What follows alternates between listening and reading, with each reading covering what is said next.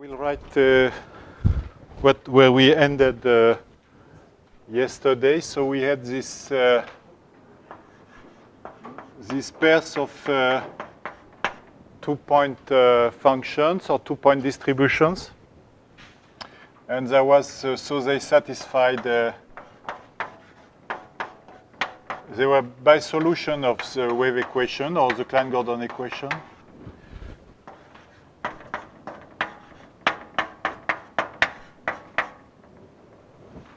Where E is a commutator function, E of xy.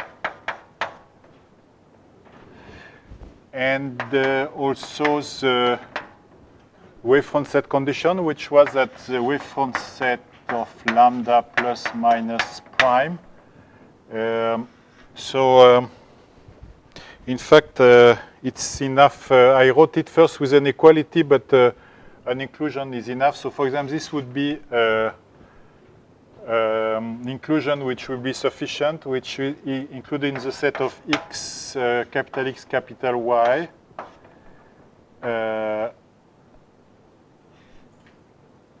such that x and y lie on the same bicharacteristic curves, and x, y lie in the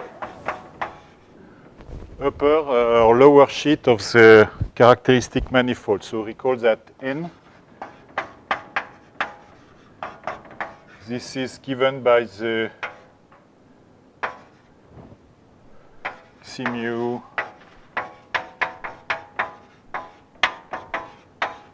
that's a characteristic manifold, okay? And the Radzikowski theorem tells you that if we have 1, 2, 3, this implies that lambda plus minus was something like I, the Feynman propagator, minus either the advanced or the retarded propagator modulo a smooth kernel. Okay? So now I will explain how, okay, so maybe I should write the version for real fields, because this is the thing that you find in the often in the literature. For this was for complex fields. So recall was if the real field should really be complexified.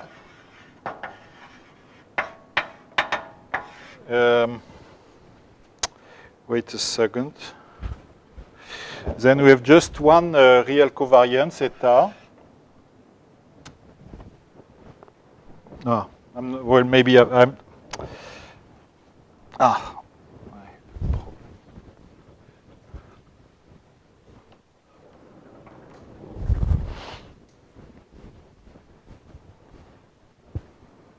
Okay, let's not do this. Okay, so now what I want to explain is that the following fact that, remember, I discussed this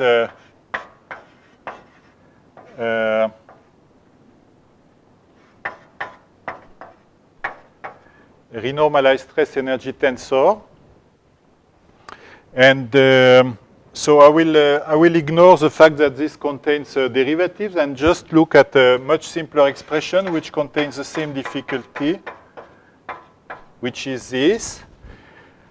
And so I did not define it, but I said that the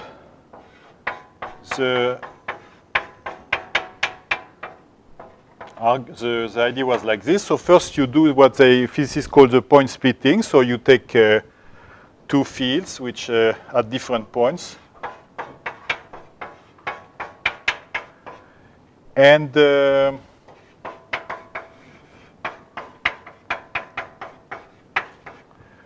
you subtract the Hadamard 2-point function. So this is not the 2-point function of a state. This is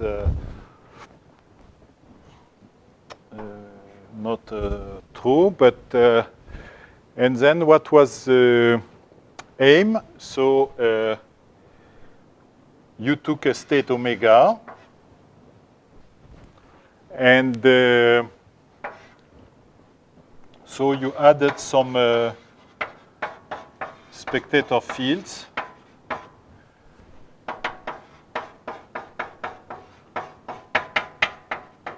you add this, insert this expression here, and then you have to add also spectator fields to the right. And obviously, this is, if you view it with value in the variable x and y, this is a distribution in M cross M. Because obviously, I can integrate against the test function in x and in y. And the question is whether this distribution admits a restriction to the diagonal. Okay? So I will show you that if omega is a Hadamard state, then you can do this. So to have a simple formula, I will just put one spectator field on each side. So I will have a product of 4 fields, but this is completely innocent. No? Okay, so what do? I will look at such an expression, phi of x1, phi of x, phi of y. Then I do the Wick order, and phi of x2, because, so I mean here I have just integrated with respect to this dummy variables x1 and x2. So this is phi of x1, phi of x, phi of y, phi of x2, minus my Hadamard 2-point function,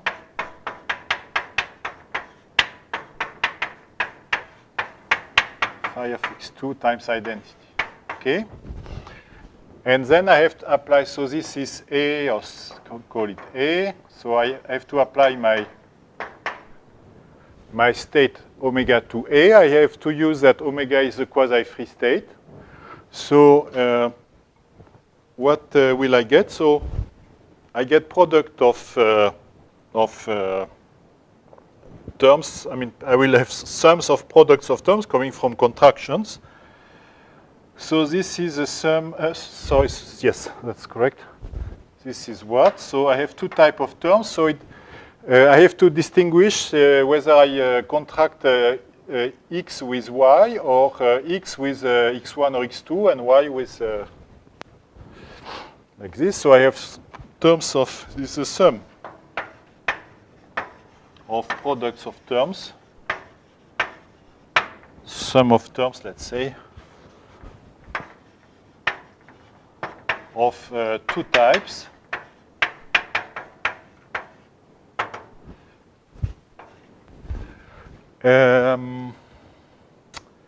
So I will have omega of phi of x1, phi of terms like this, let's say, times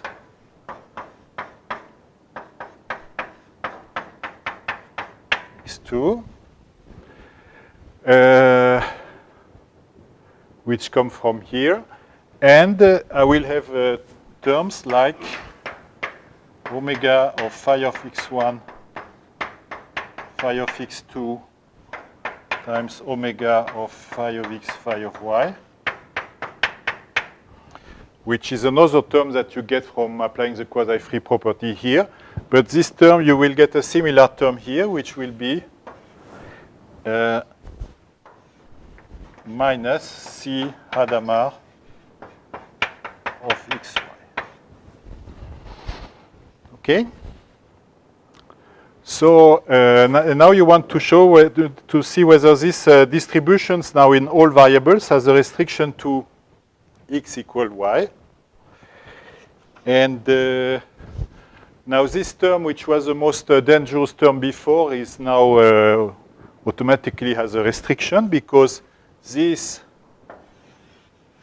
is a smooth function.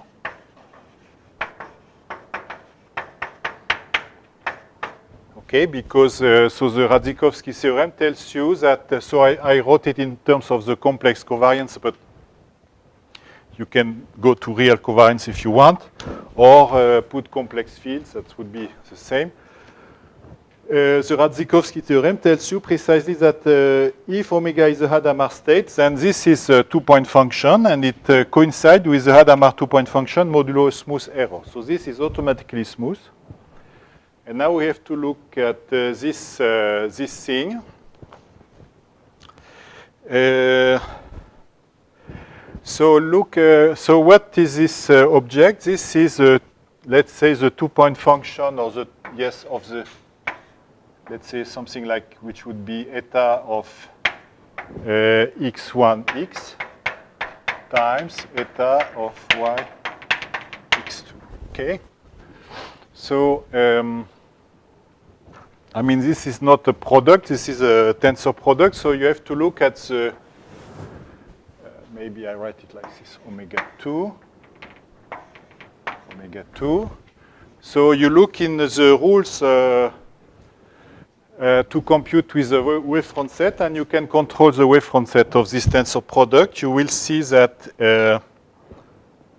So this I call it, let's say, f of x1x x2, and I find that the wavefront set of f is included into the wavefront set of omega 2. This is the first part. Tensor the wavefront set of omega 2 union. You get the support of omega 2 cross 0. Tensor the wavefront set of omega 2 and union the wavefront set of omega 2. Tensor the support of omega 2 cross 0. This is also true for the primed wavefront set. Now the first thing is this, we don't care about this support, the support of omega 2, we replace by the zero section. Because we just have an inclusion. So I can replace this by the zero section. And here also.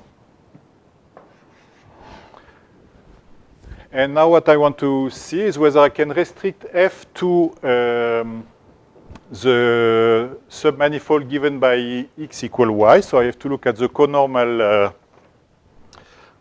bund, the conormal to S. So S has the equation x equal y. And the conormal in, so it is the conormal in M cross M cross M cross M. So here is x1, xy, and x2 is given by the set of x1, xi1. Maybe I write it this way, capital X1. So capital X was a point in cotangent space. Capital X, capital Y, capital X2, such that X equal Y, and Xi is minus eta, and Xi1 equal Xi2 equals 0. Okay?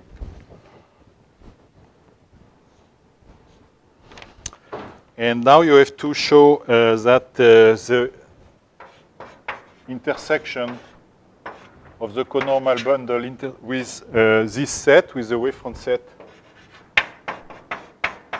of F is empty. And this comes just from the fact that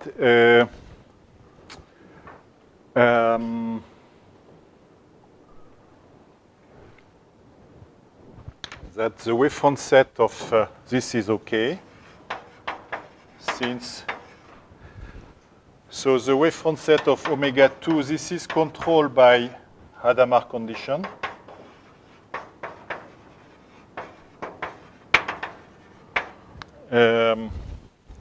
It never contains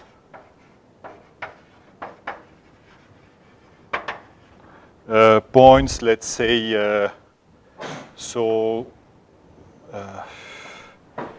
I mean, x and x tilde with xi equals 0 or xi tilde equals 0.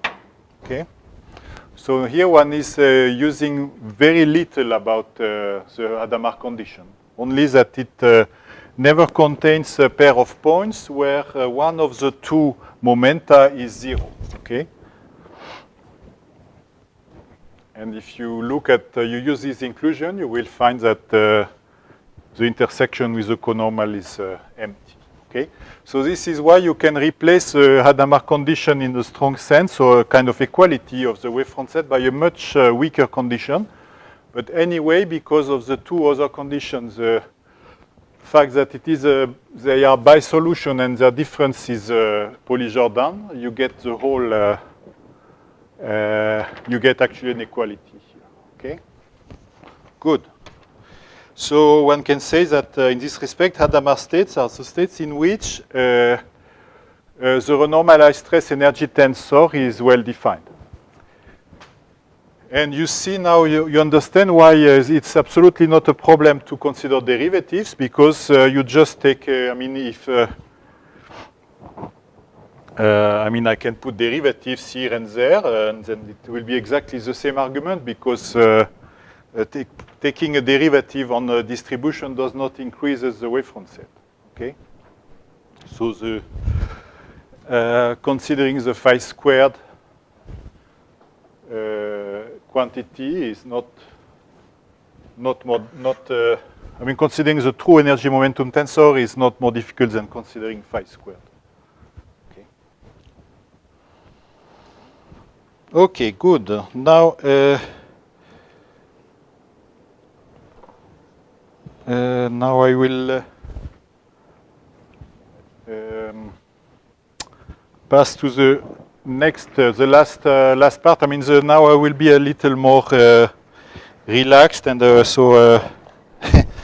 so depending on how fast I go, I will skip some things or not.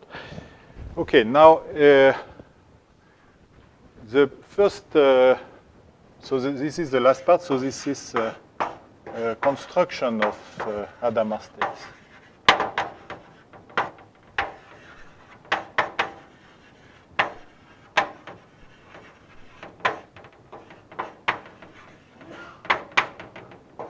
Okay. So when you listen to all this, I mean, when I read the Radzikowski papers, and you have a big question, which you can write here. Does there exist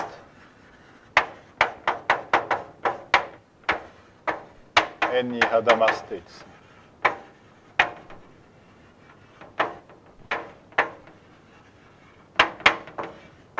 Okay.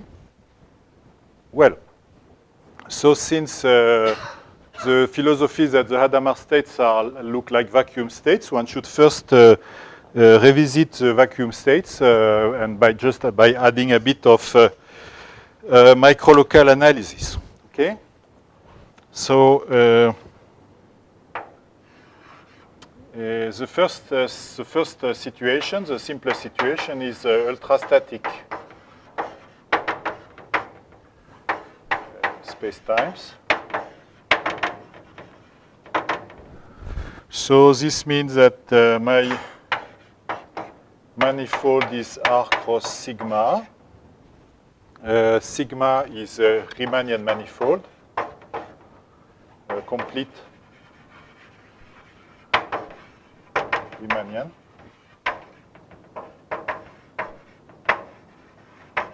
Manifold, and my metric is simply minus dt squared plus H. Okay, so this is very nice, because then if I look at a true Klein-Gordon operator with a constant mass, then this is just dt squared minus plus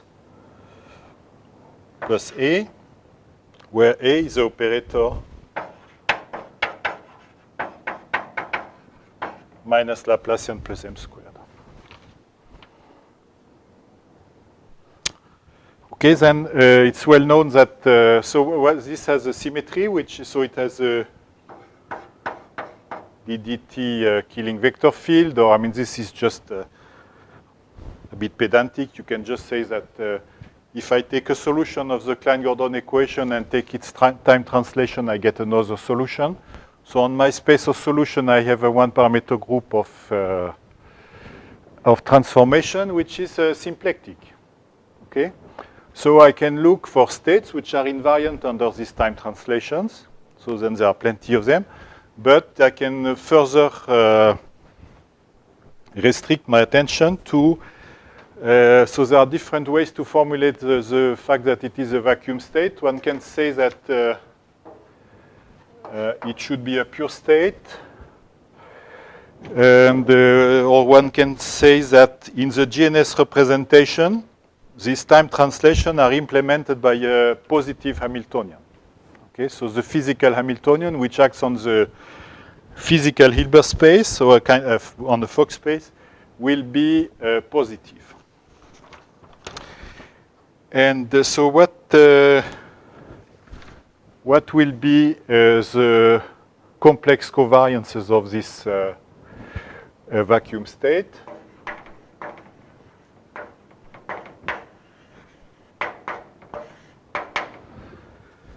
Well, you find by doing a bit of computation. So I denote by epsilon the square root of A. So there may be a problem if the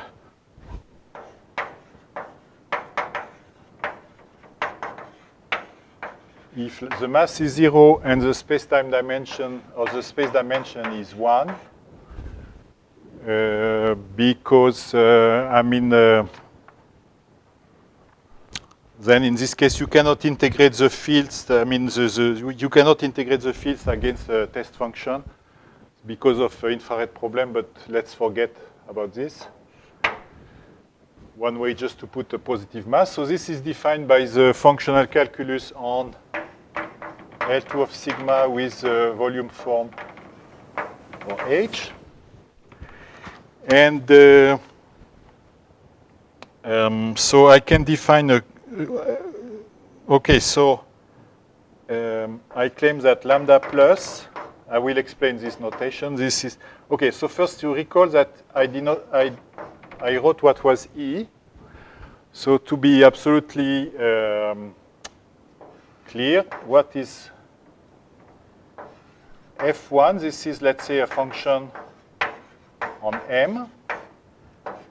And I consider as a function, let's say F, as a function from R to L2 of sigma with compact support.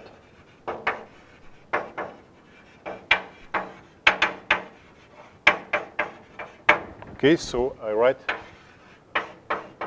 f of t. So f of t is a function on sigma. And then f1 bar E f2 was, I think it was integral from minus infinity to plus infinity. Sorry, there was a double integral.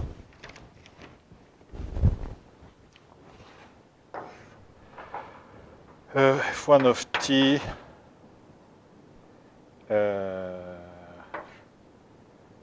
then I had sine epsilon f1 of t1 minus t2 over epsilon, maybe 2 epsilon, I don't remember. Is it epsilon or 2? No, over epsilon.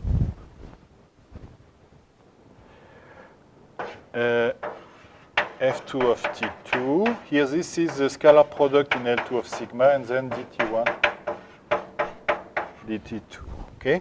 So that's a convolution operator in T by the time translation invariance with value in operators on sigma. So the kernel, I can equal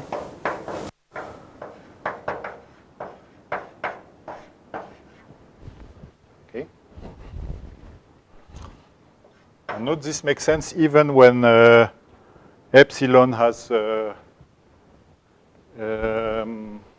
epsilon is positive, even if 0 is in the spectrum of epsilon, because here epsilon equals 0. This is. Then what is lambda plus? You find that lambda plus, it is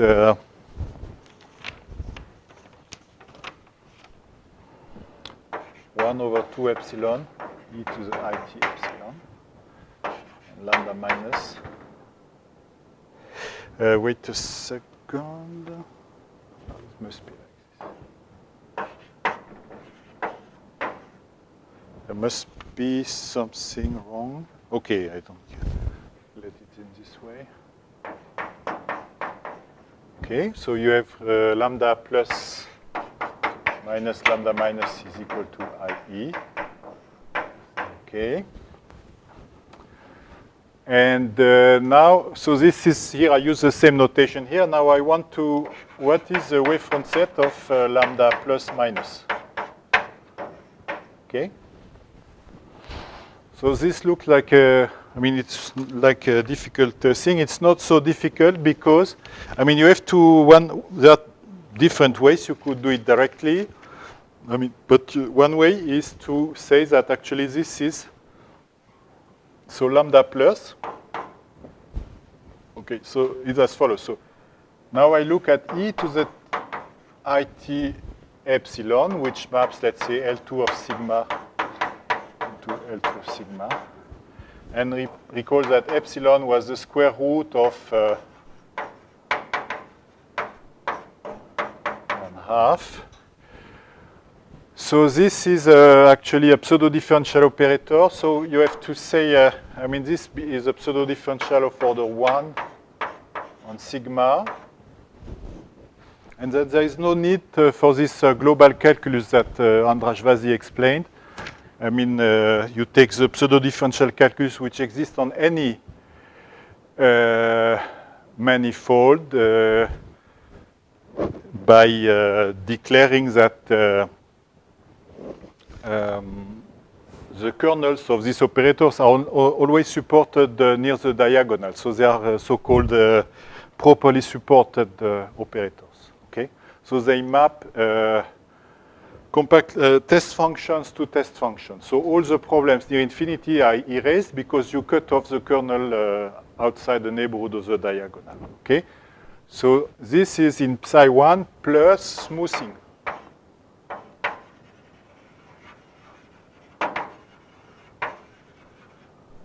Plus smoothing remaining. Okay, and then one knows that this e to the it epsilon is a Fourier integral operator.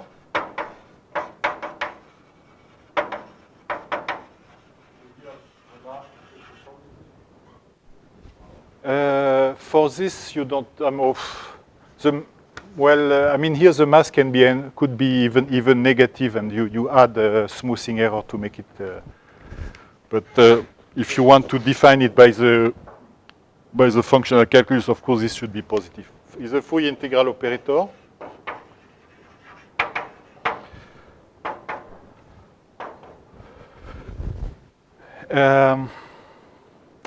And you know what is the wavefront?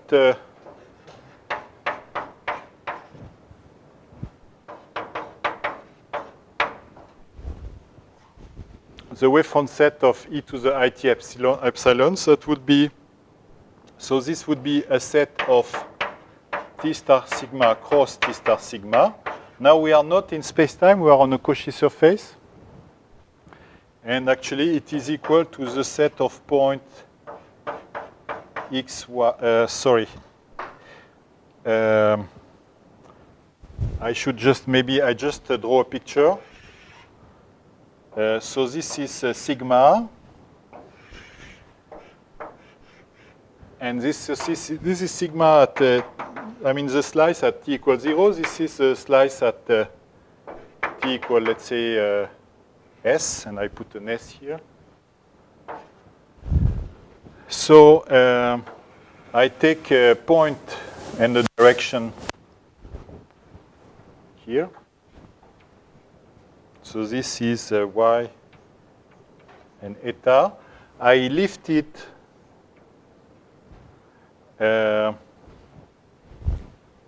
so that I lift. There is a unique cotangent vector in the whole space-time which projects onto eta and which is in the n plus sheet of the characteristic manifold. So This I denote it by tau eta, let's say. So I have y eta, and I map it to 0, y. Then I have to take square root of, so let's write epsilon of x psi to be psi I h of x psi j to the 1/2. So I take epsilon of y and eta. So this is a point in the cotangent space of the full spacetime. And then I propagate, so this belongs to n plus, because I have taken plus epsilon, not minus epsilon. Then I propagate along the bicharacteristic flow. I get another vector here. And I project it x psi here. Okay? And so I can write it in this way: x is equal to phi s. Okay, I mean, this is just stupid. It's exactly explaining how you go from a Hamilton equation with a time-dependent Hamiltonian. You add the dual variable to this time, and then you have a stationary Hamiltonian flow in the extended phase space. Okay? So this you can show, and out of this, you easily prove that this is included into that this lambda plus minus satisfy the Hadamard condition. Okay. So you know the conclusion is that vacuum state, the vacuum state is Hadamard.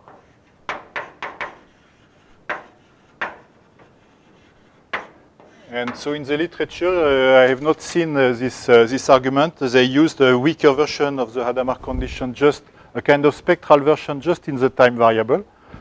But this is a proof of, with the true Hadamard condition, if you just have to accept the fact that, I mean, you can write this as a oscillatory integral. This would be a Fourier integral operator, and you know, from this you know everything. Okay? Just for illustration, so that you should not think, you would not think that only the Hadamard, only vacuum states are Hadamard. So in this case, you also have the thermal states.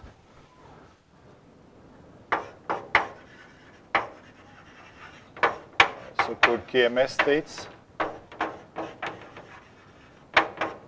So which describe the Klein-Gordon field at a non-zero temperature. So at temperature beta inverse. Now beta is a positive number. And I write the, okay, so that's a bit strange what I wrote. So. Okay, so maybe you have to put minus and plus here. I don't remember. I mean, this is, what are the 2-point functions? Lambda plus minus beta. So lambda plus is 1 over 2 epsilon identity minus e to the minus beta epsilon times e to the minus it epsilon plus e to the it minus beta epsilon. And lambda minus beta, it is the same prefactor times e to the minus it plus beta epsilon plus e to the it epsilon. Okay? And you check again that lambda plus beta minus lambda minus beta is IE. But now you say, okay, I have done something because I have this e to the minus it epsilon, which propagates in the right sheet, but I have also this part. Okay? But this part is completely harmless because look at this part. What is this operator? This is e to the it epsilon. So this is a Fourier integral operator which propagates in the wrong characteristic sheet, but it is composed with e to the minus beta epsilon, and this is a smoothing operator because beta epsilon is positive. Epsilon is an elliptic pseudo-differential operator, so e to the minus beta epsilon is a smoothing. Okay? So this term does not contribute to the wavefront set. Okay? So if you look at wavefront set, you can cross out all the terms which have e to the minus beta epsilon in them. So you can cross out this term. You can cross out this term, and this term, and this term, and you see that you get modulo a smoothing error, the same two-point function as for the vacuum state. Okay? Right, so I mean, the thermal state and the vacuum state are very different, but from the point of view of for at high energies, they are completely similar. Okay. I mean, for example, the property. So okay, I should say the vacuum state is the pure state. It's pure state, and these states are non-pure.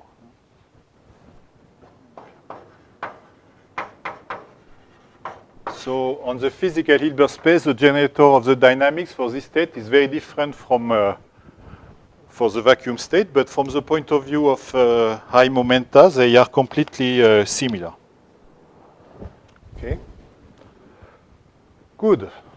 And of course, now you can you have to notice. I mean, obviously, this condition is stable under convex combination. So if you want, you can take convex combination of two thermal states at different temperature. I mean, I think this makes absolutely no sense, but it's still possible. Okay, now what can we do if the space-time is not ultrastatic? I mean, ultrastatic is obvious. I mean, because in the ultrastatic case, you can do everything by function analysis, and if you want, you add a bit of microlocal analysis here, which is hidden here if you want, or here, and you get whatever you want. And so how does one handle the case of a general space-time? So I write a theorem. So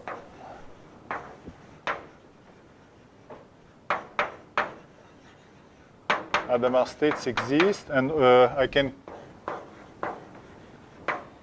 pure Hadamard states exist on any globally hyperbolic spacetime.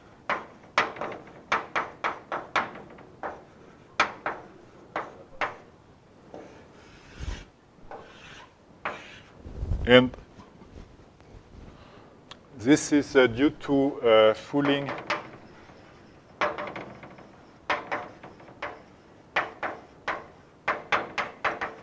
Markovitch and Wald, sorry. And this is called the deformation argument.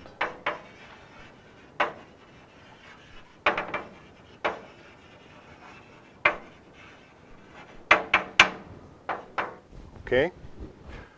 So I will explain it.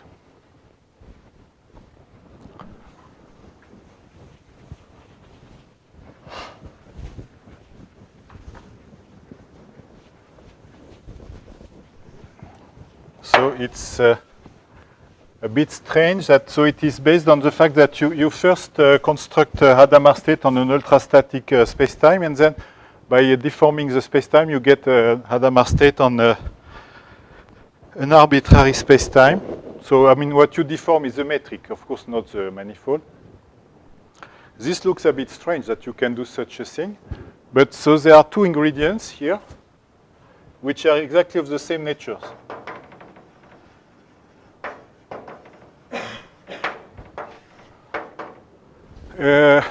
I will first explain the microlocal ingredient, which is very simple. So it's still here. So the first ingredient is that this microlocal spectrum condition Hadamard needs to be checked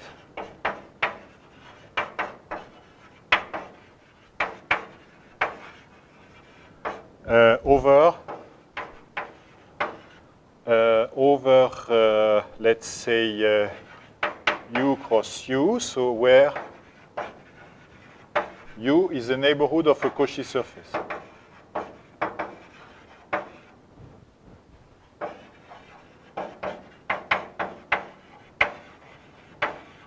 Okay.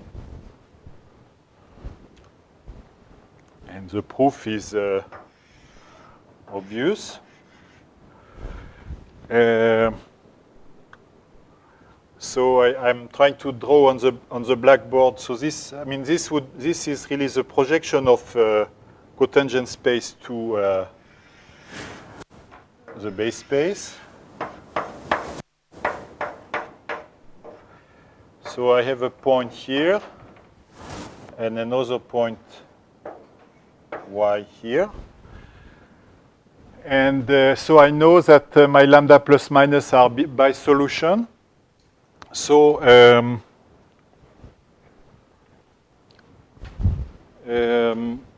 I can take the null the bicharacteristic from I draw the bicharacteristic from X until I enter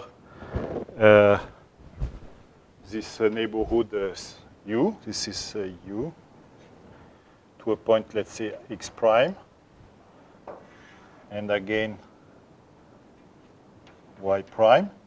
And it's enough to show the condition for this pair of points, X prime and Y prime, and then it will extend. Okay. So you need only to check the Hadamard condition near a fixed Cauchy surface. Okay. And there is a version of exactly the same argument. So this follows from global hyperbolicity. So any null geodesic will eventually cross Cauchy surface. And there is a version for the for the algebraic structure of this CCR algebra, which is called the time slice axiom.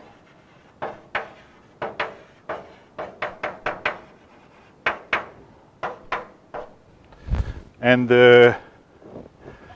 which is as follows. So recall we had this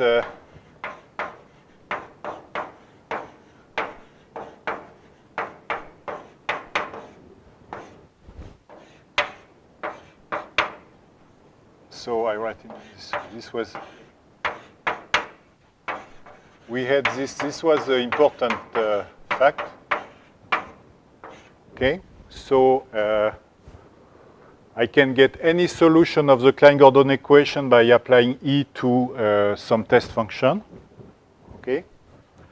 And the time slice axiom tells you that you can replace here the whole space-time by, it's also true if I put U instead. Where again, U is the neighborhood of sigma. Okay. This is one way to understand it, and so and then to prove it, you just have to look at when I gave the proof of this theorem. I was not very careful about the supports, but so I have my sigma here. So you just have to redo the proof. Here is my U. And then I have a solution which has a support like this. And then I generate a function here, which so that when I apply E, I get the solution. Then I use cutoffs. This was a chi plus. And sorry, this should be a bit here. And chi minus like this. And everything happened where both the gradient of chi plus and the gradient of chi minus were non-zero. This was what produced my function f. And so I can choose this chi plus, chi minus so that I mean, they end up inside this U neighborhood, and I will get this way just by copying the proof. I get this result. So I just look at the proof and I do the construction of chi plus chi minus a bit more carefully so that my function f, which was here, actually is supported inside the U. Okay? So these are the two ingredients. Now, how does the proof goes? So I have mg. M is R cross sigma. G is minus beta of Tx dt squared plus h of Tx dx squared. And I denote by, let's say, sigma s, that's s cross sigma. So I choose first an ultrastatic metric. So it's really a scattering argument, in fact. Huh? G minus infinity, which is minus dt squared plus h some metric dx squared. This is ultrastatic. And then I take an interpolating metric, G tilde, which is still of this form. So it will be minus beta tilde of Tx dt squared plus h tilde of Tx dx squared, such that G tilde is G minus infinity in t less than minus t, and it is equal to G in t greater than t. Okay?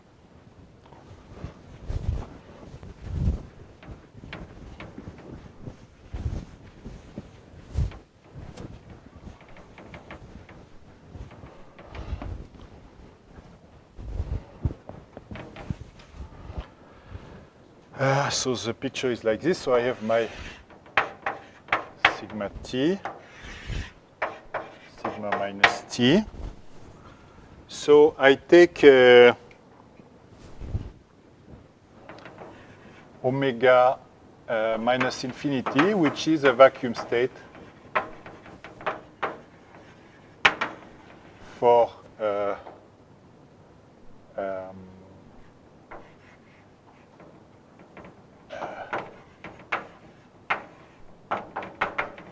squared. So okay, so here I just assume that there is no mass, but so if you have also a mass term, m of Tx, then this will be m minus infinity, and I will get also m tilde of Tx with the same conditions. Okay.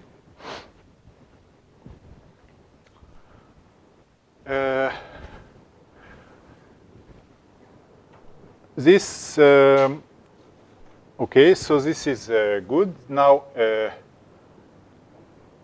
with this, I can produce a state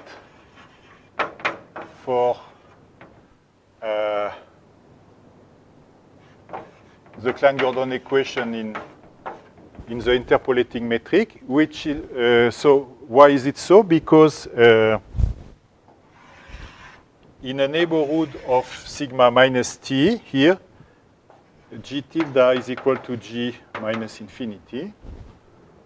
Okay, so, and it's enough to know the action of the two-point function on test function supported near sigma minus t, so I can very well apply my state here by the time-slash axiom, which is here. And this will be also Hadamard.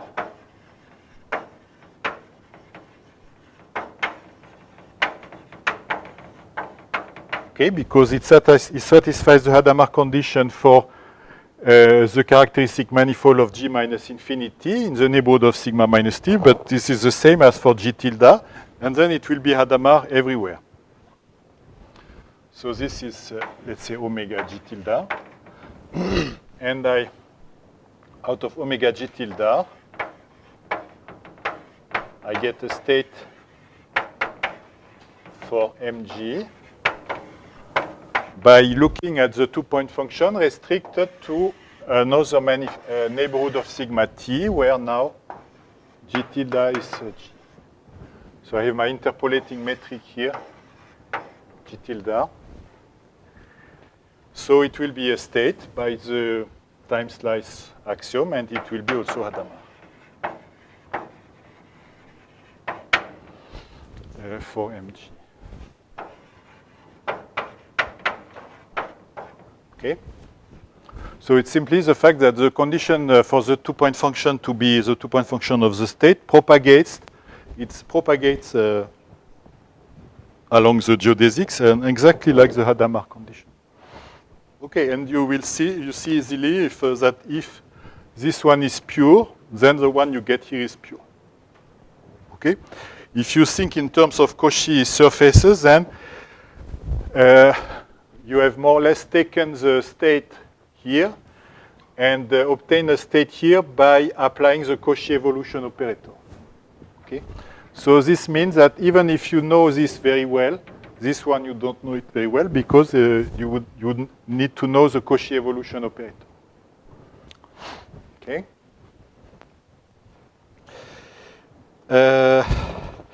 So now I will explain a bit the construction that we gave with Michel Vrochna, which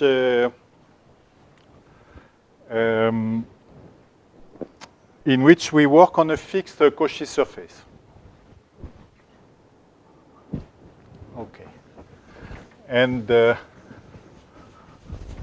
it gives a more, a whole class of natural states, so to speak.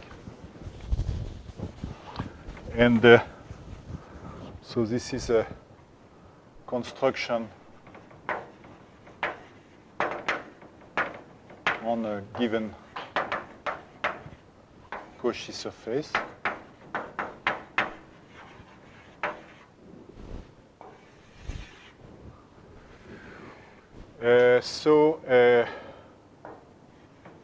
I have still my mg. M is r cross sigma. So now I use the third version of the symplectic space, which is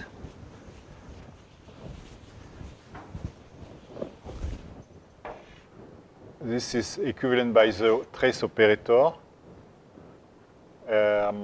of C0 infinity of sigma plus C0 infinity of sigma with sigma sigma, where this f bar sigma sigma g was f1 g0 minus if I multiply by I minus wait a second, it's minus yes, minus. And this is the L2 scalar product on C. So the advantage of this construction is that the symplectic form is quite explicit. So you can represent it by the 2x2 matrix like this. Okay. Well, this would be the charge. And accordingly, the two-point function will be written as 2x2 matrices. And because we want to control their wavefront set, it will be eventually these 2x2 matrices will have pseudo-differential entries. Okay. And so this means that we need a pseudo-differential calculus on sigma.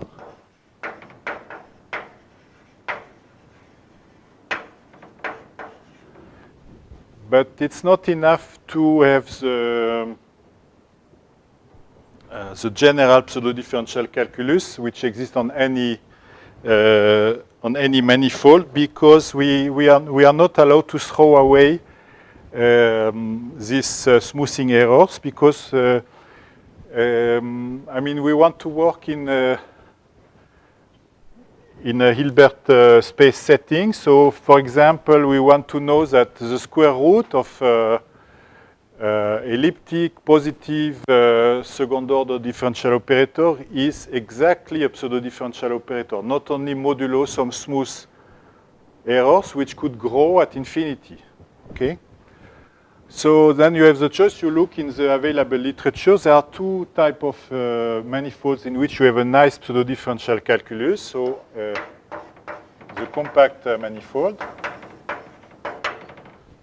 Then that's very easy because, the condition that operators are properly supported is empty. And another nice class is sigma is RD. And then, so here you have the psi m of sigma, and here you have this psi m of RD, and this is what was denoted in the lecture by Andras Vasi, infinity, so the uniform calculus, so which is associated to symbols which satisfies d alpha x, d beta k, c alpha beta 1 plus k to the m minus beta, okay? So it's uniform in X with all derivatives. Okay, this is a nice class of symbols. You have a nice, very nice pseudo-differential calculus here. And of course, our wave operator should be adapted to this calculus. So this means the metric should be adapted. So the natural condition is that G is minus beta of Tx t squared plus H Ig of Tx psi J. And beta, so this I denoted by S M. And it makes sense also if the function does not depend on K. So beta is between two positive constants. Beta should be in S0, so it should be bounded with all derivatives in X.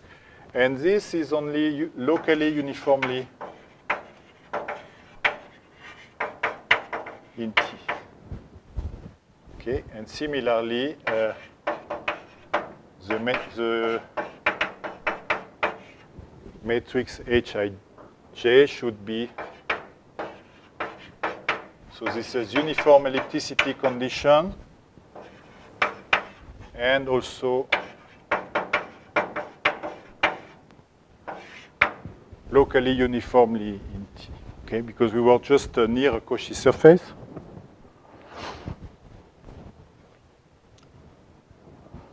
Okay, and then it is instructive first to revisit the ultrastatic case. And then this gives the idea how to handle the, okay, maybe just before I go to the ultrastatic case. So what would be my field equation? So it's well known that by a conformal transformation, I can replace beta by 1. So I change my field. And eventually, my field equation will be dt squared phi plus a of t of x dx phi equals 0. And a will be second order. Let's say I write it in this way. I will write it as a of t, which is C infinity in time with value in psi 2. And it will be elliptic second order.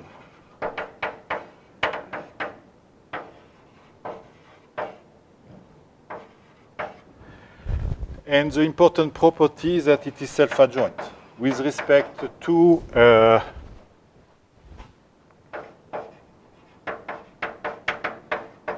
L2 of sigma. Okay? So maybe I should stop here. And then I will, in the next hour, I will explain the construction. I mean, at least the main parts of the construction. Now I will revisit the ultrastatic case quickly. So it's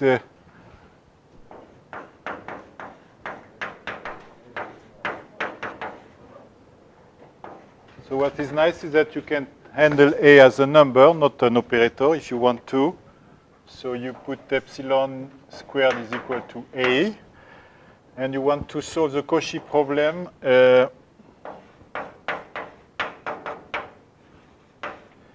then, in fact, I think I did not say that, but if you look at complex fields, it's much better to use this 1 over I dt for the first trace.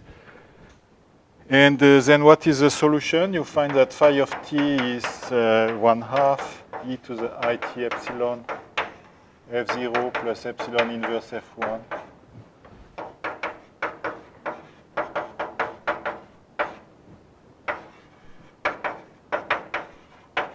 Okay. And the symplectic form, I write it, is f bar, or the charge is f0, f1, f0 minus f0, f1. Okay? Now,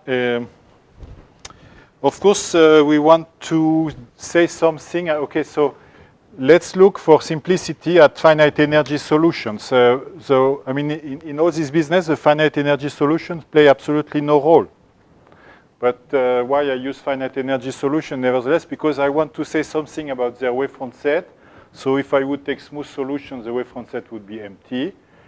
And I cannot, I cannot use, on the other hand, distributional solution, because then the symplectic form is not well defined. I cannot integrate a distribution against another one. So finite energy solutions are okay. So this is H1 plus L2. And in this Hilbert space setting, it becomes epsilon minus 1 times the Hilbert space plus my Hilbert space. Okay? Then in this set, I have two subsets, E plus minus, which are given by F0 is equal to plus of minus 1 epsilon 1 inverse F1. So if you are in E plus, this is 0. If you are in E minus, this is 0. And you see that if you are in E plus, you get just this positive energy term. If you are in E minus, you get just this negative energy term. So you know that if F is in E plus minus, then phi, which is UF, so UF is just the solution of the Cauchy problem, leaves at positive or negative energies. Okay, and you can turn it into a microlocal statement if you want to. So what are the properties? The first property is that E plus and E minus, so that E is E plus plus E minus, but this is symplectically orthogonal. Symplectic direct sum decomposition. Symplectic orthogonal. This you check immediately by using this formula. So if I take the product between, recall this is Hermitian. Huh? I take the product between an E plus vector and E minus vector, I get 0. And the second property is that Q is positive on E plus and negative on E minus. Okay? Now, how do you interpret the vacuum state in this approach? Then you consider the projection C plus minus from E to E, which are the projection with the range of C plus minus is E plus minus, and the kernel of C plus minus is E minus plus. So the projections are given by this decomposition. Then you can write a concrete expression of which, I mean, I don't write it. That's useless.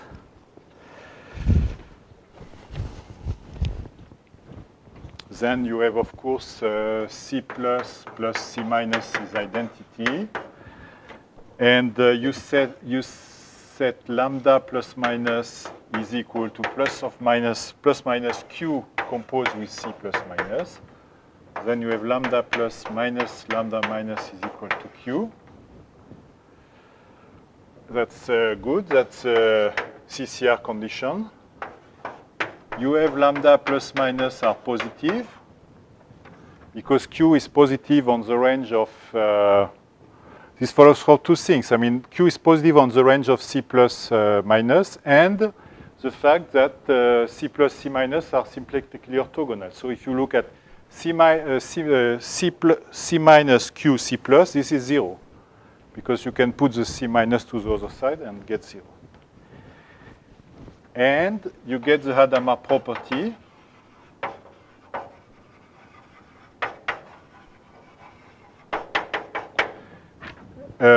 So, I mean, this you have to think a bit. Why is it so? Because now we work with two-point functions which act on a Cauchy surface. But this, I mean, a heuristic argument why you get the Hadamard property, why these are the two-point function of Hadamard state, is because if you are in C plus, then you propagate only at positive energy, or in the positive sheet of the characteristic manifold, and if you are in E minus, you get just this term, you propagate the negative energy sheet, okay?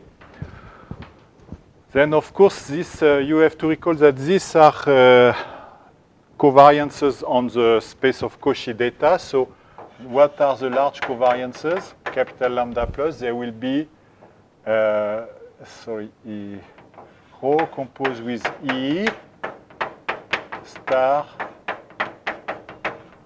lambda plus minus. And recall that capital E is similarly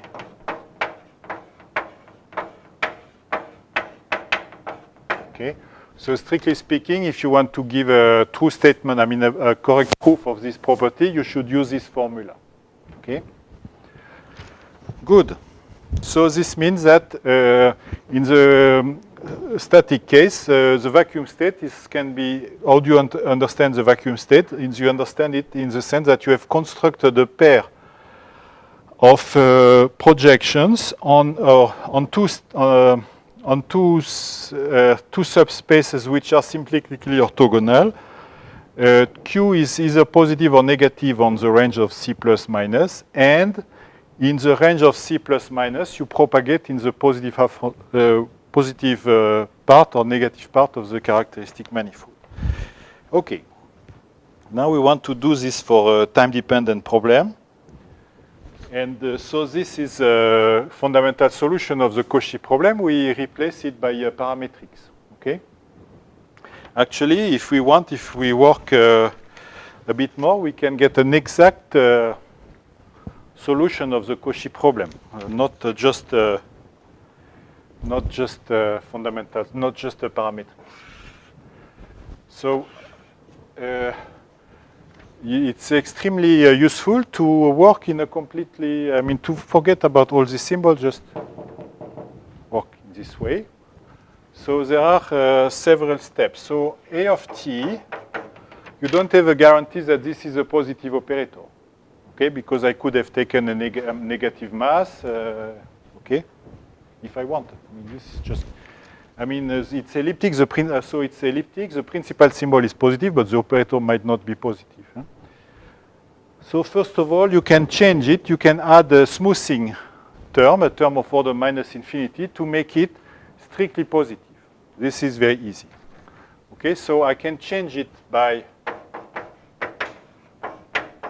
So by this I mean a function of time with value in the operators of order minus infinity, so that this will be, let's say, greater than 1/2 times identity. Okay, C0 over 2, where C0 is this constant here. Okay. Actually, it will be greater than C0 times the Laplacian plus 1. If you want. Okay, the flat Laplacian on Rn. So this will be my new A of t. This I redenoted by A of t. And epsilon of t will be the square root.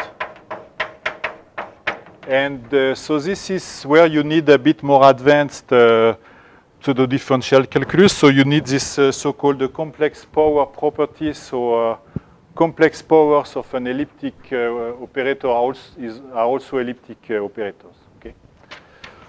And this will be C infinity of R will value in psi 1 infinity. Okay. Now I want to find solutions. So replacement for this e to the it epsilon. So what is the natural way? You have to introduce this notation, the time-ordered exponential.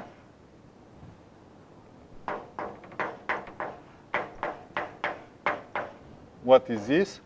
So this is a operator which solves this, I denoted by u of t. And this is the operator which solves dt u of t plus I b of t u of t equals 0. And u of 0 equal identity. Okay?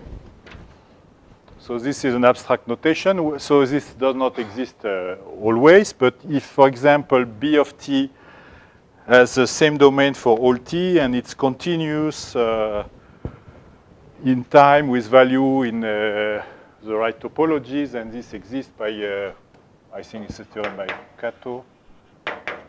Okay, so let's try to put such ansatz into our wave equation. So you want to find b of the function t that goes to b of t such that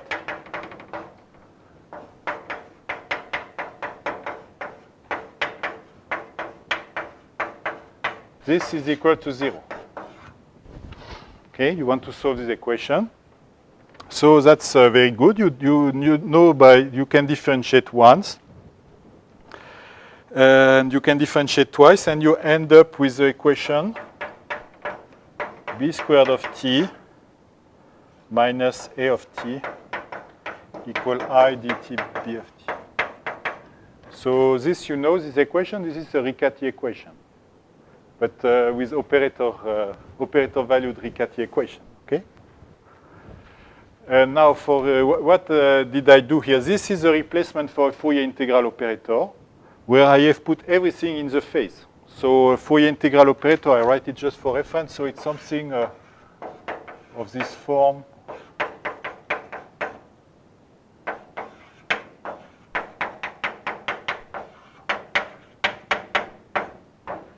dy d theta.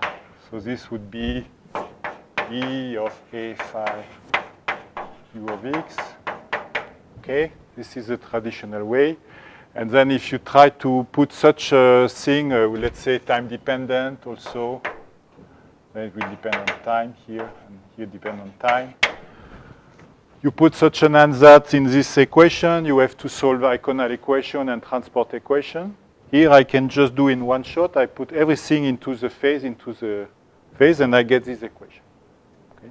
So I am not, okay, these two are equivalent, so obviously I have not done anything, but I can look for b of t under the form my epsilon of t, my square root of a, plus 0 order term. And I get the equation b0. So now I erase the t.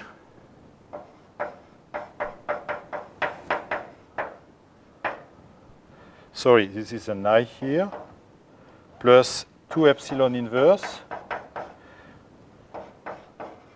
Epsilon b0 plus I dt b0 minus b0 squared. Okay, this is my equation. Okay. Now you can start counting the order. Epsilon is of order 1. Epsilon inverse of order -1. This is of order 0. This will be the main part. B0 is of order 0. Now epsilon B0, this is order 1. Order 0, you take commutator, you decrease by 1. So it is order 0, order 0, order 0. Well, multiplied by epsilon inverse, it is of order -1. So now you see why you can solve the equation, because it's, you will be able to apply a fixed point, but in a symbolic level. I mean, just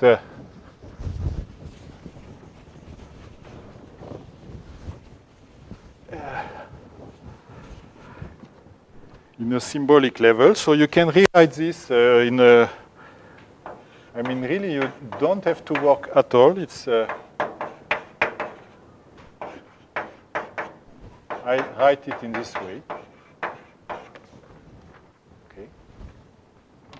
What are the property of f, of the map B maps to f of B?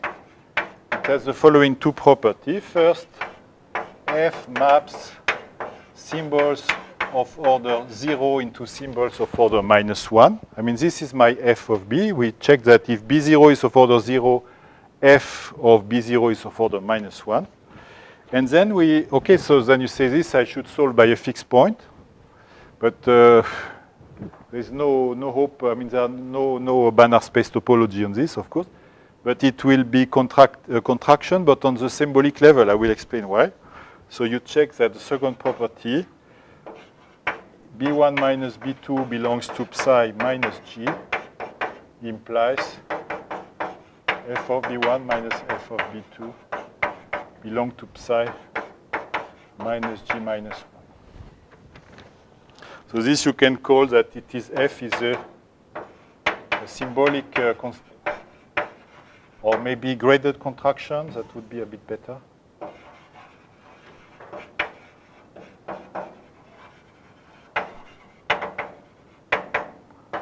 This means that you have a triangular system of equation. You increase, you decrease the order.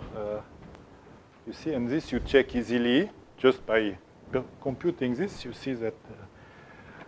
And then this means that you can, of course, solve this equation not exactly, but modulo smoothing errors just by a fixed point. So you start, you start, this you call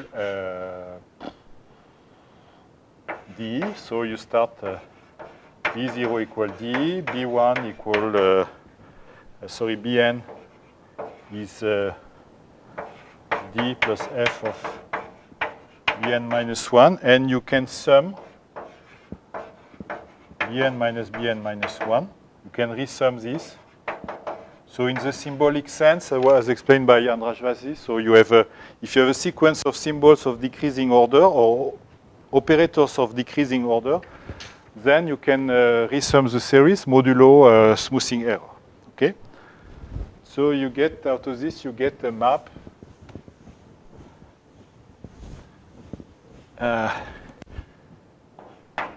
T goes to B of T in psi 0, which solves such that B squared minus A is equal to I dtB modulo psi minus infinity. Okay? And this procedure amounts to solve all the transport equations. But you don't have to do any work. You don't have to think about Hamilton curve, nothing. It's just obvious. Okay. Now comes another advantage of this way of thinking. You look at this equation,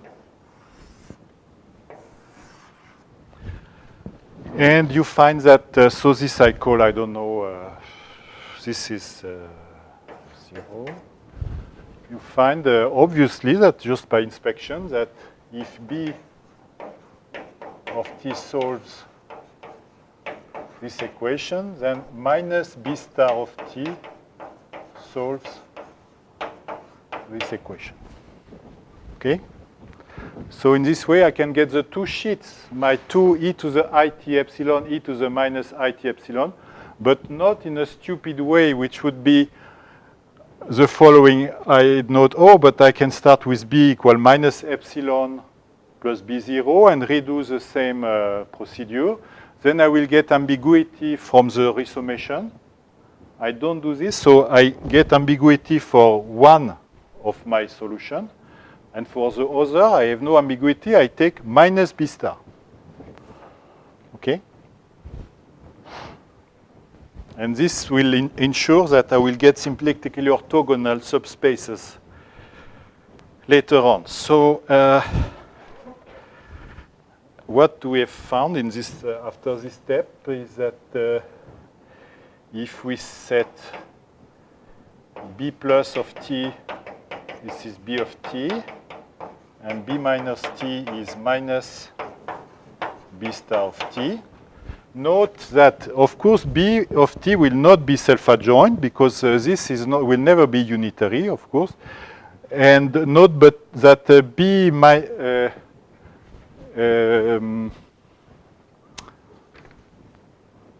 but B is self-adjoint modulo lower order terms. I mean, B starts with epsilon of t, which is self-adjoint. So B star starts with minus epsilon of t. Sorry, B minus is minus epsilon. And then I denote my u plus minus as the time ordered exponential of plus minus I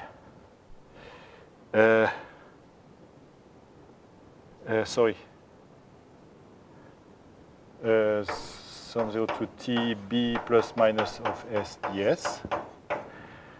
And I have found that dt squared plus a of t u plus minus of t. So what is this? This will be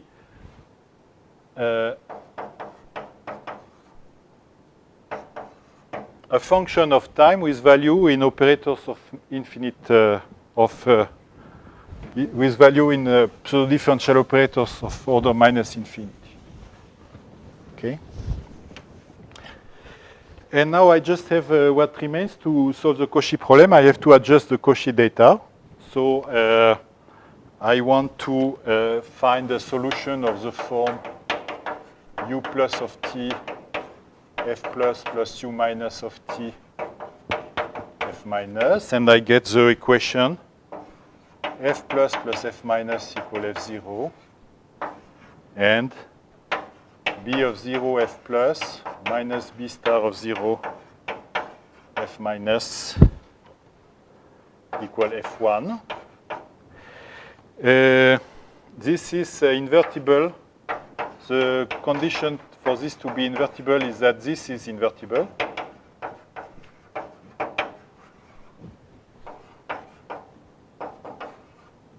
But not in a symbolic sense, in the true sense. I want to solve exactly. And I find that b of 0 plus b star of 0, this is 2 epsilon of 0 plus lower order term. Now, a priori, this is not invertible. This is just a parametric. This is elliptic. But there is a standard trick. If you have an elliptic operator, you can change it by an operator of order minus infinity to make it invertible. Okay, this is, you can see it in two ways. So first, in a purely symbolic sense, this is the way I prefer. Or if you want, you can use the Fredholm property. That would be another way. Elliptic operator is Fredholm, so you can change it by a finite dimensional thing, which will be smoothing, to make it invertible. So I do this. So I change b of 0 by c minus infinity term so that b of 0 plus b star of 0 from this goes from H1 to L2 is invertible. Okay. Then you say, okay, then but then you will change your equations, but not really, because then I change b of 0. I extend this change to all times. So I have changed b of t again by a psi minus infinity error. So I have not changed the fact that it is a parametric. Okay. So out of these two steps, you have exactly solve the Cauchy data. The Cauchy data are exactly solved.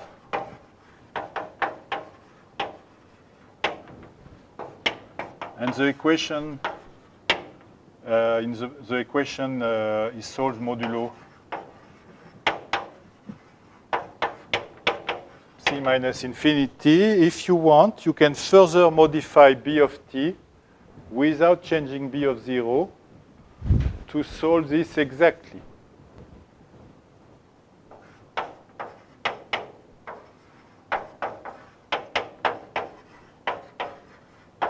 If you want to. This is just the Duhamel formula, or variation of constants. Okay. So you can further change b of t without changing b of 0, so that actually you will get exact solution. Of course, rather implicit. You don't know really what u plus minus are, but they exist. Okay. So you solve exactly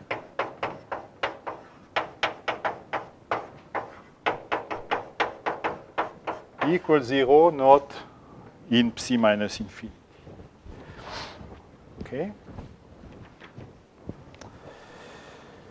And then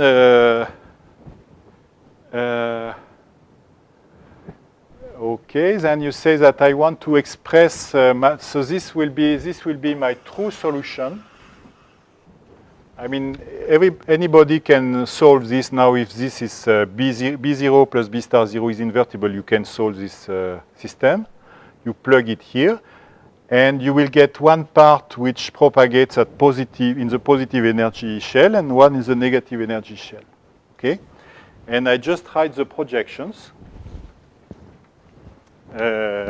on these two parts of the space of initial data. I will get C plus, which is, I write the formula, B plus B star. Now B means B of 0. B plus B star inverse B star. B plus B star inverse. B plus B star inverse B star. B plus B star inverse. I mean, when you start seeing such type of formulas, you see that it starts looking good because everything is very nice. And C minus is minus B plus B star inverse B minus B plus B star inverse minus B star B plus B star inverse B, and B star B plus B star inverse. And you find that C plus C minus is equal to identity. Okay, maybe let's check it. So you see sorry. There's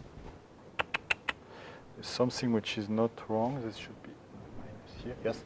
So this term plus this term, this is 1. This term plus this term, this is 1.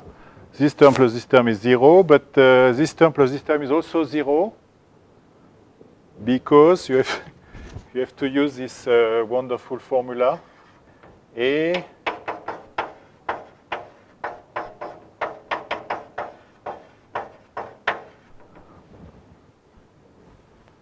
which is always true, whatever the meaning you give to this, right? This is always true. So for example, f could be a polynomial, then you check it directly. F, if A star A and A star are self-adjoint operator, f can be a Borel function. Okay, and you use it here, you get that this is 1. And you find that plus or minus, they are symplectically orthogonal, so this range of C plus minus are orthogonal for Q.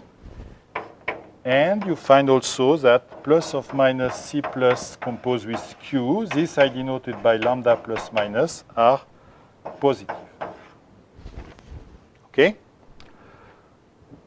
So exactly the same. So there is still an ambiguity in this resummation procedure.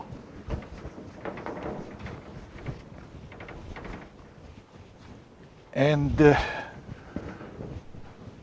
so what you get out of this, you get that, so if I build now my, so there is a, okay. I have to explain some things.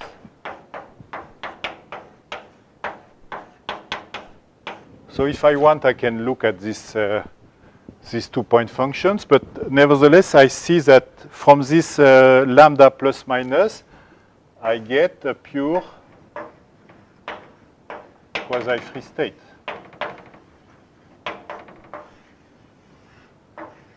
Okay. So because so here I get lambda plus minus lambda minus equal Q. Lambda plus minus are positive, so it's a state. And because I have projections, it will be a pure state. Okay. This is I get for free. Now, what about the Hadamard condition?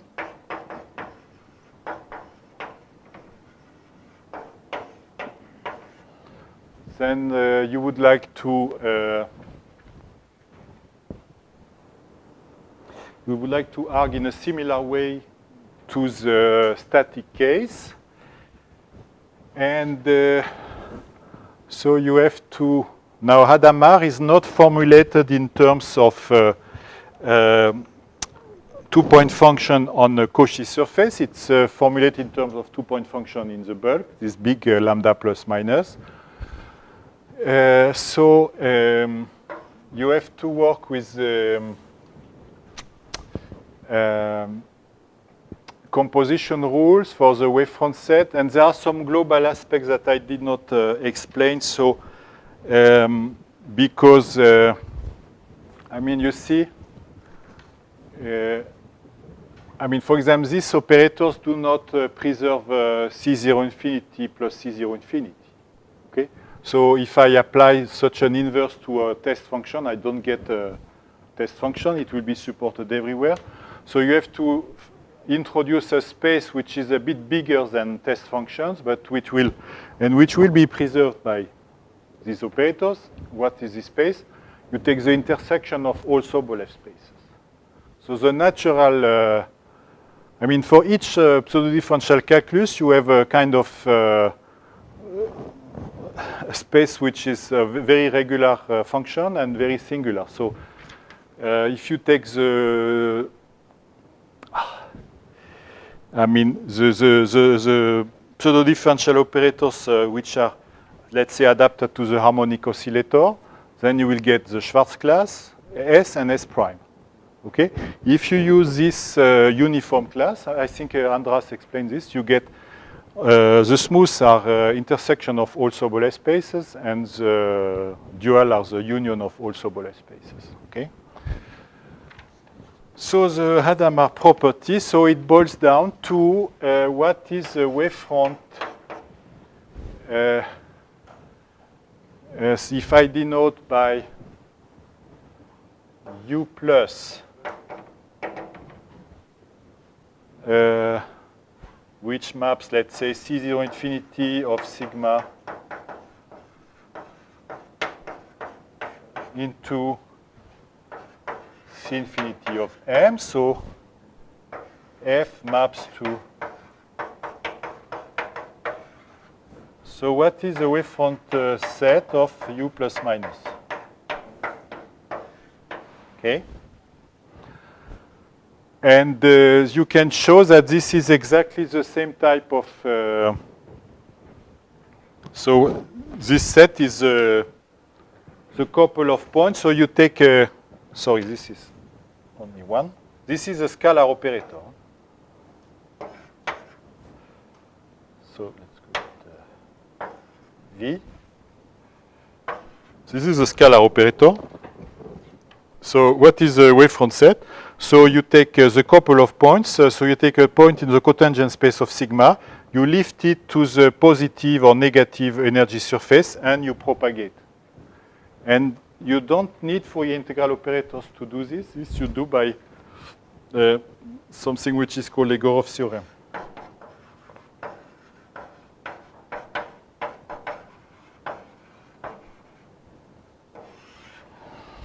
Okay, so you know that maybe I can write it. I can write maybe just for reference what is the wavefront set here. So that would be the set of x, t,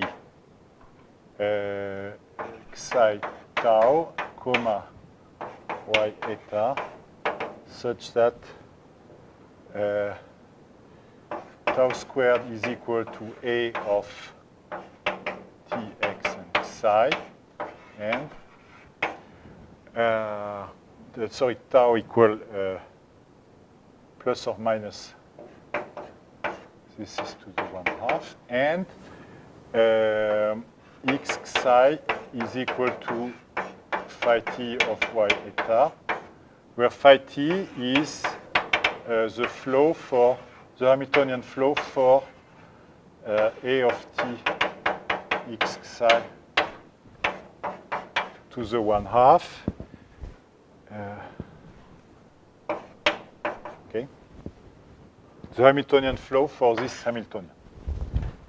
Okay, so this is the wavefront set of this thing. And out of this, you see that this state is actually also Hadamard state.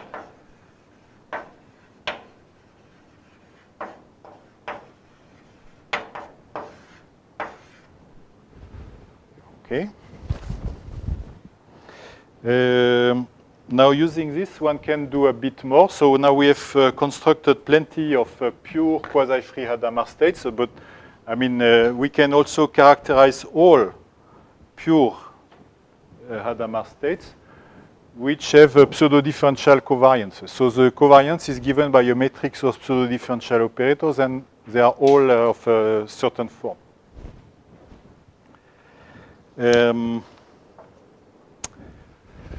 If we take two of these states like this, so let's say omega 1 and omega 2,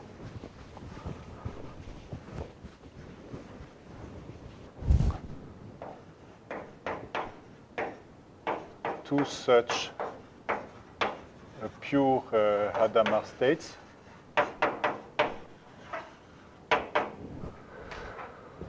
I mean, there is always a kind of an arbitrariness in the construction which is connected with this resummation procedure. Okay, so I can resum in various ways.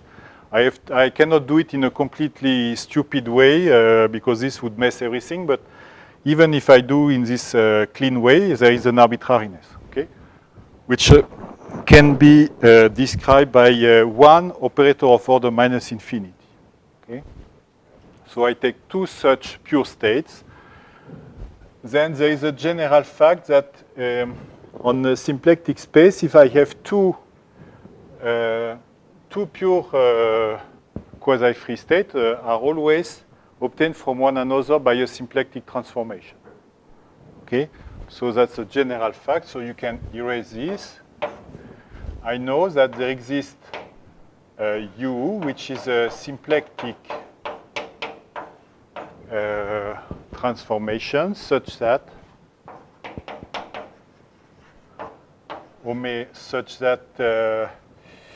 let's say the two-point function of omega 2 are u star lambda 1 plus minus u. So this means that omega 2 of the Weyl operator of, so now recall X is a point in my symplectic space, not a point in the space, is, okay. So one says that these two states are always related by a Bogoliubov transformation. Okay? So I can apply this general result in this situation, and one can construct exactly the operator U, and it turns out that U is identity plus psi minus infinity. Okay, so it's identity matrix plus errors which are of order minus infinity. Okay, so one can more or less understand the arbitrariness linked to this resummation. So it's hidden in a symplectic transformation, which is identity modulo smoothing. Okay, so this is, I spent quite a lot of time on this. So let me finish by mentioning other constructions which in a way are more natural than starting from a Cauchy surface. And actually, surprisingly, they are more easy.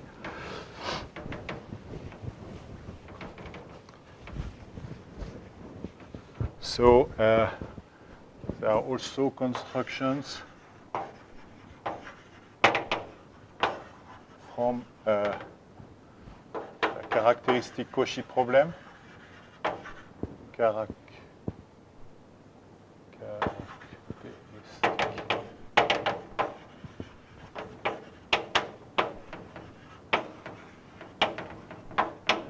Or maybe from data at null conformal infinity.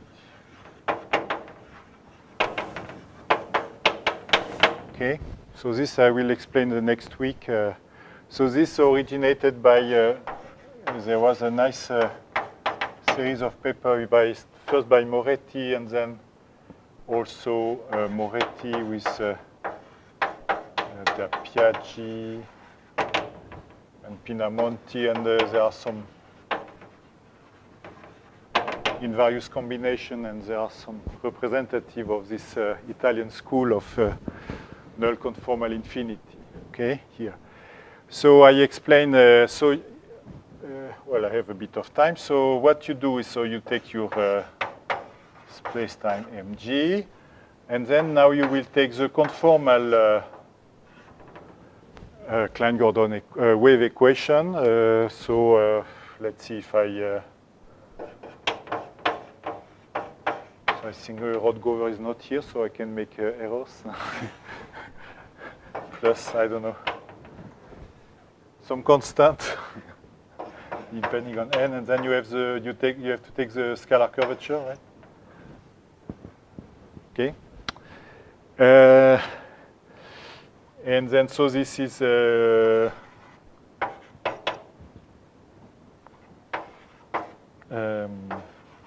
invariant under conformal transformation with these weights. I'm happy I learned about this. This has a nice interpretation. So the space of, so I don't remember, probably it's phi hat is omega to the, I don't know, 1 minus n over 2. Phi. So this transformation obviously maps a space compact solution on Mg to space compact solution on Mg hat. That's obvious. You can see what becomes a symplectic form. I mean, the E, the Pauli-Jordan commutator functions. I think it is just probably multiplied by some, to the left and right by some powers of omega. You can transfer a state for this Klein-Gordon equation to a state for this Klein-Gordon equation. Obviously, the Hadamard condition will be satisfied because the 2-point functions are just multiplied by non-zero functions, smooth non-zero functions. So that's very good. So when is this useful? Is this useful? It's useful when you can, by a conformal transformation, map your manifold to the interior of a light cone. Okay? So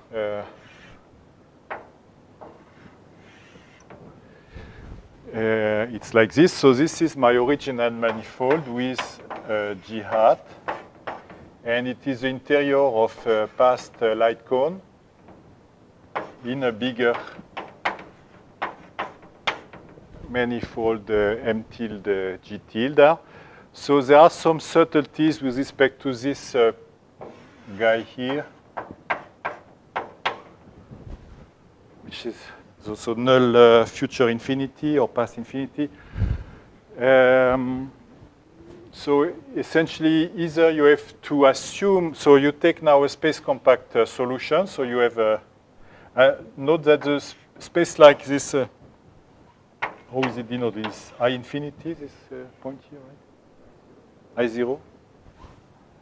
And this is also I0. So these points play no role in this business because we look for space compact solutions. So this solution never see I0, but they can see I plus. So I take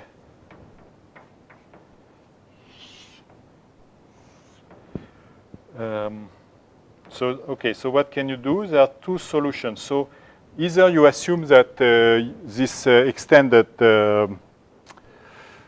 space-time has a smooth I plus, so this is really inside a smooth manifold. I mean, everything is good. Or you have to postulate that the space compact solution will vanish very fast when you approach this I plus, and that you have a conservation. I mean that you have a nice symplectic form on this null boundary. So the simplest situation is when you assume that everything is smooth. And to a solution phi, you can associate. So first you do this phi hat, conformal transformation, and then you restrict to this cone. So you have to assume quite a lot of things about this cone, that it is a smooth, a true cone, in some sense.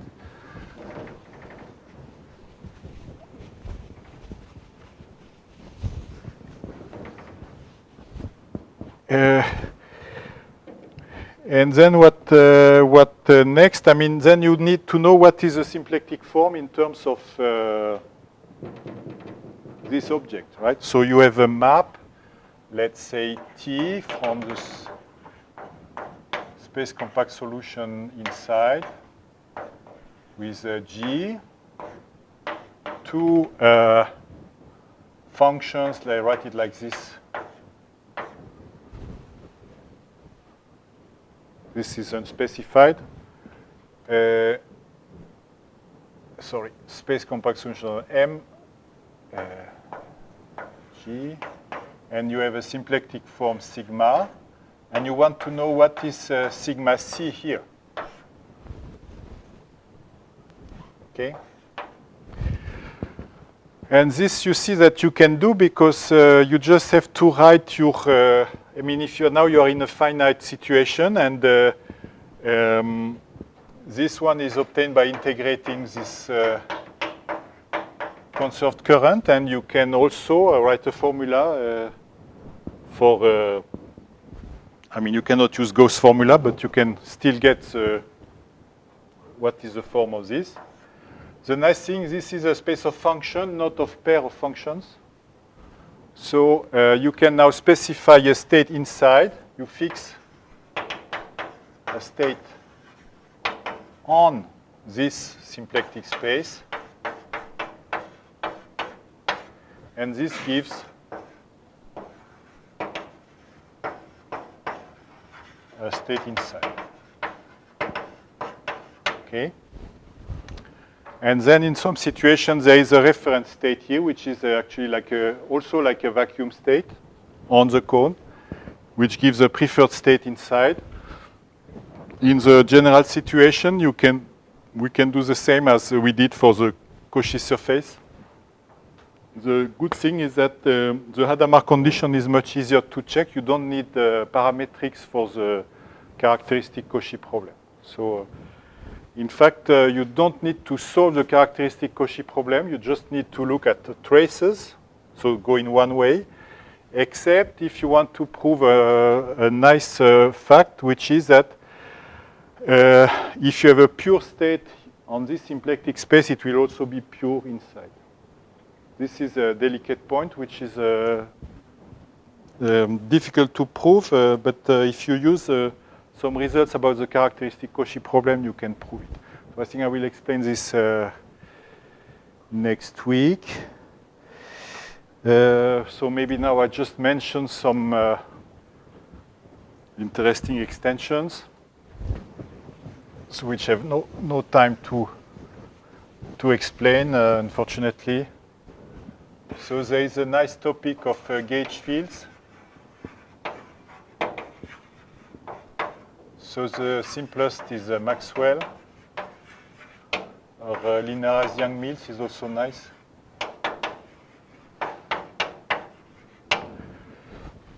So roughly, so two observations, two remarks. So concerning Maxwell, so for the PDE people, the Maxwell equation is formulated in terms of the field strength, F mu nu. Right? That's correct? Not for quantum theory people. It's formulated in terms of the vector potential. And you absolutely have to have the vector potential as observers, because as soon as you couple your Maxwell field to a matter field, this will enter. Okay? So now in this term, what is your Maxwell equation is delta dA equals 0. So I'm going very quick. This is not a hyperbolic equation. You don't, I mean, you can do whatever you want. I mean, simply if I take the D of test function, this is a solution. So you have it as compactly supported solution. So it cannot, you cannot solve the Cauchy problem. You cannot solve the forward and backward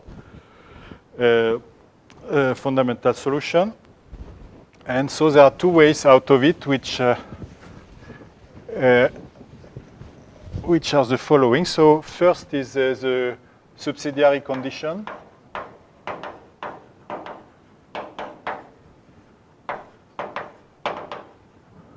So you add the Lorentz condition.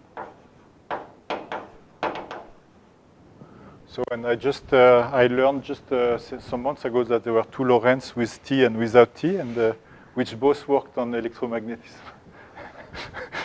So this is the Lorentz without T, not the one of the Lorentz group.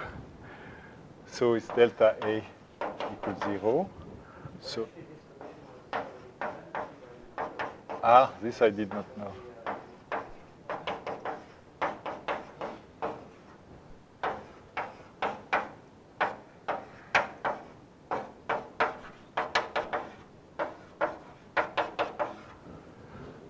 Okay, so you add the Lorentz condition, and then this system is equivalent to this one, where now this is hyperbolic. And I mean, if you do it the right way, this I mean, this is probably well known, but it's we learned it from a nice paper by Hack and Schenkel.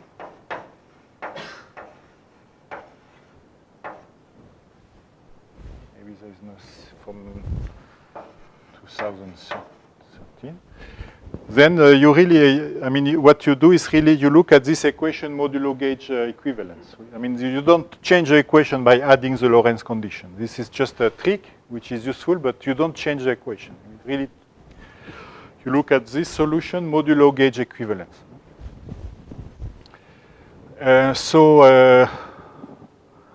You can construct also Hadamard states. I mean, this is much more difficult. It's much more delicate. I have no time to explain. Another way is the BRST, which formalism, which I will also not explain, just in words. So you want to recover. Here we recover an elliptic. So this is a hyperbolic equation with an extra condition. So in fact, you are not looking at all solutions of the wave equation, but just at the subspace of solutions. Another way is to embed this equation as a part of a bigger system of equations. So you add this ghost and other fields, ghost and anti-ghost fields, and which are fermionic fields. You add another scalar field, and you embed this equation into a big matrix of equation, which is hyperbolic. Okay. So from the point of view of PDEs, and this approaches, this one or the other one, are just, I mean, I see them as just a way to recover a hyperbolic equation from a non-hyperbolic one. Okay. Good, and maybe I should, okay, so maybe I can write some references.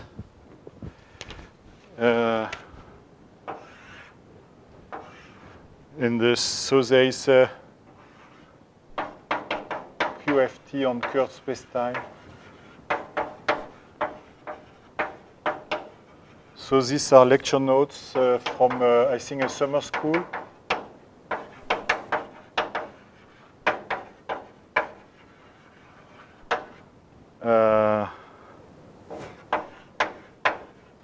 So this is Springer lecture notes in physics.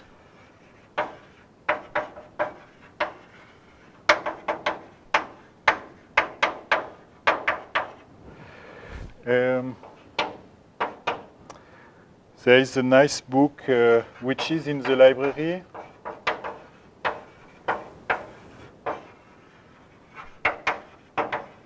Which is in this display by Baer, Genoux, and Pfeffler.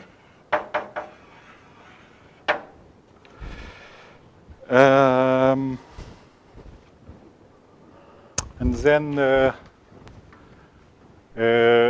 I wrote a book with Jan Derezinski, which covers, so it's a rather big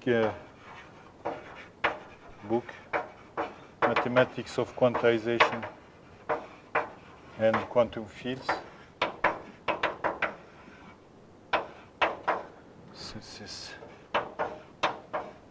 And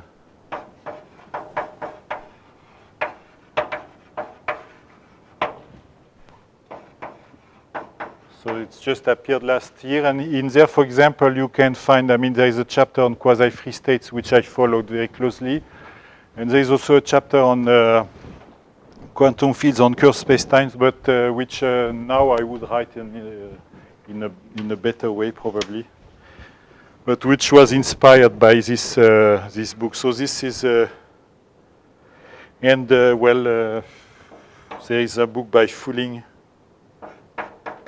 But this is very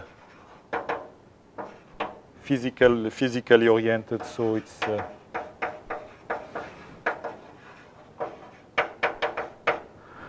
in curved spacetime.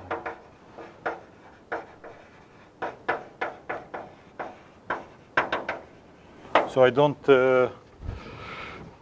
This is Cambridge University Press. This also, and this is.